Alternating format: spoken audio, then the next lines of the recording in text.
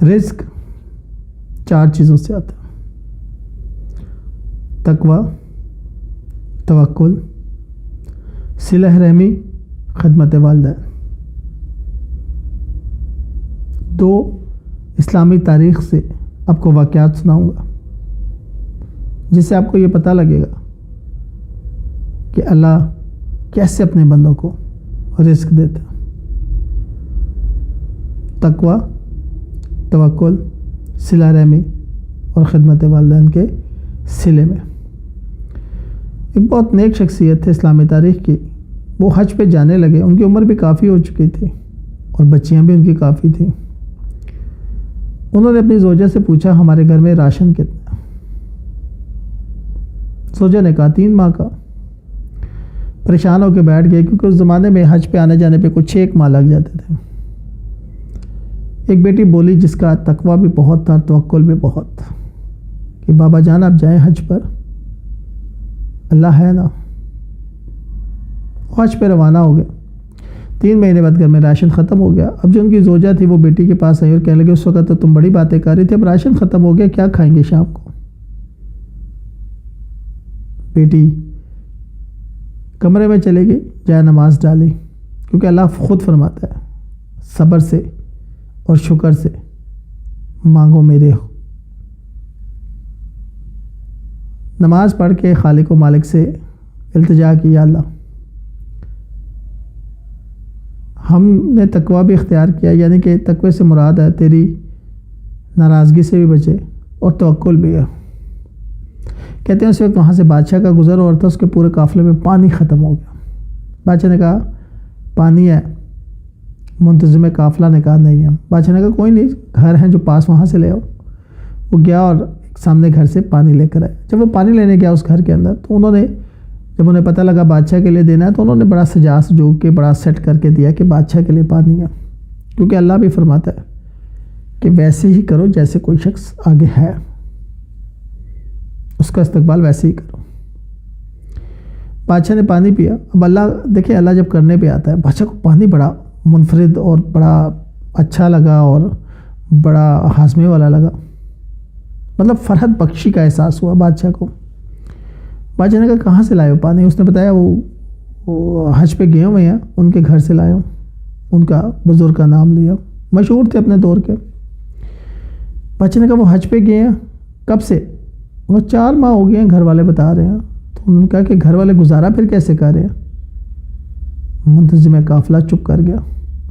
بادشاہ نے کہا وہ اگر حج پر گیا ہے تو پھر یہ ریاست کی ذمہ داری بنتی ہے کہ اس کے خاندان کی کفالت کرے۔ ریاست کہاں ہے؟ سوئے ہوئے ہم۔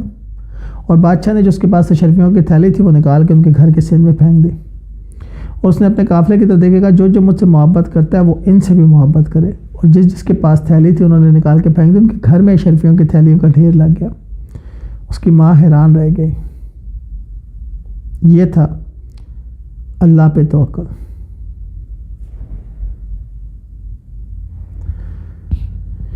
امام علی کے دور میں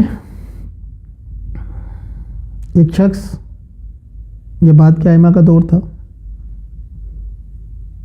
بہرحال واقعہ کچھ اس طرح کہ ایک شخص سفر پہ روانہ ہونے لگا تو معصوم نے فرمایا کہ یہ شخص جو ہے اب واپس نہ آ سکے گا، بس یہ اس کا آخری سفر ہے۔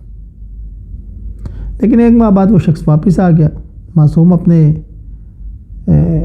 امام جو تھے وہ اپنے اصحاب کے ساتھ بیٹھے ہوئے بڑے حیران ہوئے۔ اصحاب کے امام نے فرمایا تھا واپس نہیں آئے گا، تو واپس آ گیا۔ آپ نے کہا شخص کو بلاؤ، وہ شخص آیا۔ آپ نے کہا تم نے کوئی نیکی کی ہے؟ نہ کوئی نیکی نہیں کی۔ آپ نے کہا نہیں اس سفر میں کوئی نیکی کی ہو؟ انہوں نے کہا نہیں۔ آپ نے کہا سفر کی ردات سناؤ۔ کہنے لگا کہ میں ایسے سفر پہ گیا، میری پھپھی ایک رستے میں پڑتی ہے، ان کا گھر، میں 18 سال بعد ان کے گھر گیا، گھر کے حالات دیکھے تو میرے پاس کچھ جتنے پیسے تھے وہ میں نے ان کو دے دیے۔ امام نے فرمایا تم نے اپنی عمر میں 18 سال کا اضافہ کر لیا، اس صلہ رحمی کے بدلے تم نے اپنی عمر میں 18 سال کا اضافہ کر لیا۔ اور روایان حدیث لکھتے ہیں کہ اس کے بعد وہ شخص 18 سال زندہ رہا۔ یہ ہے صلہ رحمی۔ اللہ نے آپ کے سانس گنے ہوئے ہیں، سال نہیں، اور یہ سانس آپ کی صلہ رحمی سے بڑھتے جاتے ہیں۔ پہلے آپ کے ماں باپ، پھر آپ کے بہن بھائی، پھر آپ کے چاچا ماما تایا، یہ سب اس کے انڈر آتے ہیں۔ اللہ قرآن میں بار بار کہہ رہا ہے مجھ سے مانگ کے تو دیکھو، مجھ سے مانگ کے تو دیکھو، مجھ پہ توکل کر کے تو دیکھو، متقی بن کے تو دیکھو۔ قرآن شروع ہو رہا ہے، الحمد کے بعد سورہ بقرہ شروع ہوتی ہے، تو سب سے پہلے ذکر تقوی والوں کا آتا ہے، متقین کا ذکر ہوتا ہے۔ اور امام علی فرماتے ہیں کہ اگر یہ قبروں والے تمہیں نکل کر بتا سکتے تو تمہیں بتاتے کہ تقوی سے بڑی کوئی چیز نہیں ہے، اور یہ تقوی اختیار کرتے ہیں۔ تقوی کیا؟ اللہ کی نافرمانی سے بچنا، ڈرنا ان باتوں سے جن باتوں سے اس نے منع فرمایا۔ اور کتاب ہدایت میں، روشن کتاب قرآن میں اس نے کھول کھول کے بیان کر دیا وہ کون سی باتیں ہیں جن سے بچنا۔ شکریہ۔